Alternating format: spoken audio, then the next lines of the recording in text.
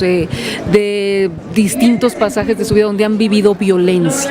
Es decir, eso también nos habla de que muchas violencias pues nadie las registra cuando se hacen, por ejemplo, encuestas, cuando se hacen todos estos instrumentos para medir, muchas no, y entonces esta es una manera de salir y decirlo. Es cierto, lo deseable es que sean con nombre y apellido. Sin embargo, en muchos casos, por muchas razones de la propia violencia, esto no puede ser. Yo entiendo que habría que llamar a que sean con nombre y apellido. Entiendo lo que dices también, que no se haga un abuso como de la herramienta o de todo el movimiento, lo entiendo también, pero sí quisiera que las cosas se pongan también en su contexto. Lo otro es, nada más retomaría un dato que daba Marta Lamas en una entrevista con Carmen Aristegui, que ustedes han de haber escuchado antier, donde decía que se calculaba a nivel mundial que como mucho el 2% era falso. Sí, estamos hablando de que el cálculo es de que un 98% las mujeres están diciendo la verdad.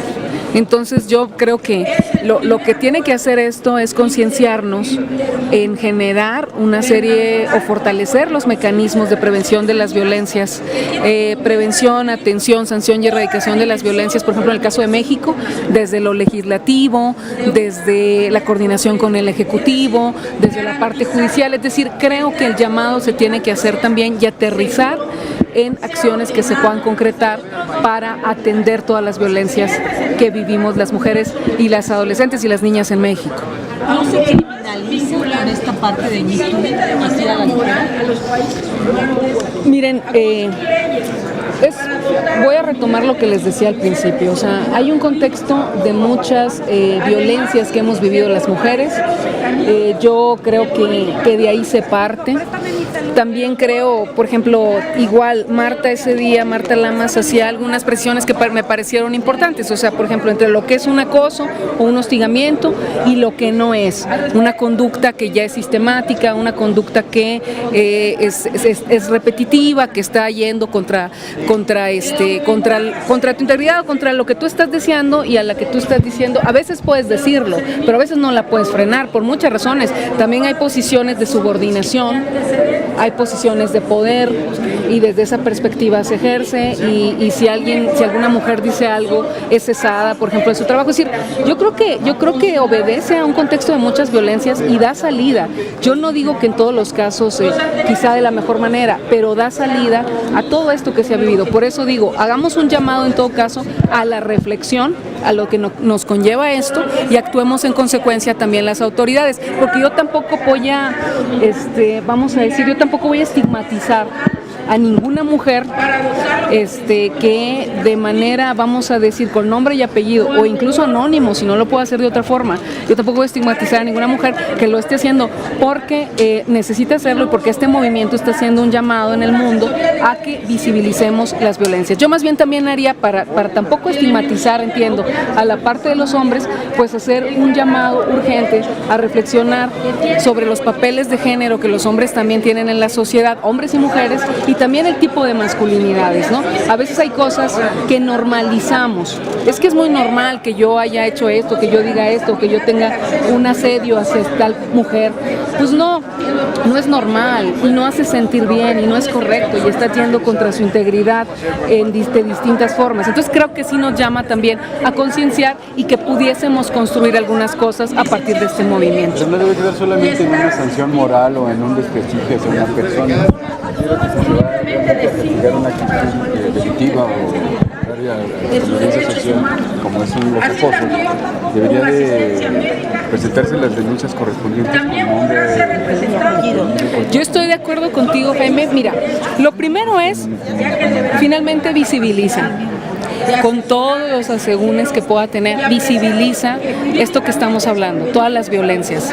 Efectivamente, tendría que derivar en denuncias, pero también en lo que yo les comento, en acciones, en mejorar leyes, en mejorar una serie de mecanismos para la prevención, para la sanción, pero también hay muchas de estas denuncias que se hacen, que por el contexto, que por una serie de situaciones, quizá no se pueda proceder en lo legal, pero que las mujeres asumen el decir sucedió, me sucedió, quiero desenmascarar, quiero que se deje de normalizar y quiero también que quede como un antecedente para que a otras mujeres, a otras jóvenes, a otras mujeres de lo general, no les suceda y puedan reflexionar en ese sentido. Pero también creo, como te digo, que es una herramienta que llama a la reflexión de los hombres y de su tipo de masculinidad.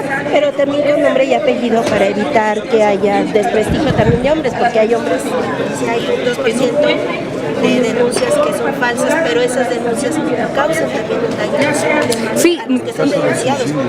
las denuncias, yo no mezclaría el asunto del suicidio. Yo entiendo que trae y que detona, y es bueno que detone la discusión, pero yo no lo pegaría. Yo creo que, y se ha publicado y se ha discutido también de otras cosas que pueden estar, vamos a decir, que pueden tener como antecedentes el que una persona tome una decisión. Entonces yo les llamaría que precisamente para que no caigamos ni en estigmas ni en criminalizar, no peguemos las cosas. Eso también yo lo tendría que decir. Sí creo, es lo que dicen, pues sí, con nombre y apellido, pero también es un poco lo que les decía hace un momento.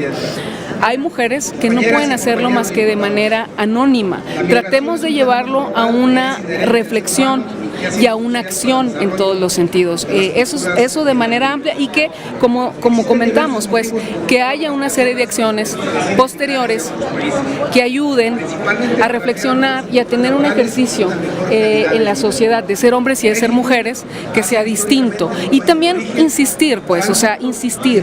Ha habido un contexto de machismo, de mucha violencia estructural hacia las mujeres. Hay que decirlo. En México, alrededor del 70% de las mujeres de 15 años y más en Lendire reportan haber vivido por lo menos un incidente de violencia. Sí, estamos hablando de un número altísimo, más las que no reportan. Entonces, eso nos llama a que se tienen que tomar diversas medidas. Yo diría que es un instrumento que es importante, que no hay que callar, pero que también hay que actuar en consecuencia. Y sí, entiendo, hay que ser muy responsables, pero no estigmaticemos tampoco. Y también este asunto de que se dio de baja la página, ¿ayuda? Yo creo que no, pero también las estaban hackeando. O sea, yo creo que hay que ver todo el contexto y tampoco, ese tipo de reacciones también tampoco ayudarán. Yo les reitero, aquí estamos desde la perspectiva legislativa y de manera articulada con todos los poderes y los órdenes de gobierno para trabajar, para atender las violencias que vivimos las mujeres, porque tenemos que transitar hacia el derecho que tenemos a vivir una vida libre de violencia, todas las mujeres y las niñas de México. Gracias.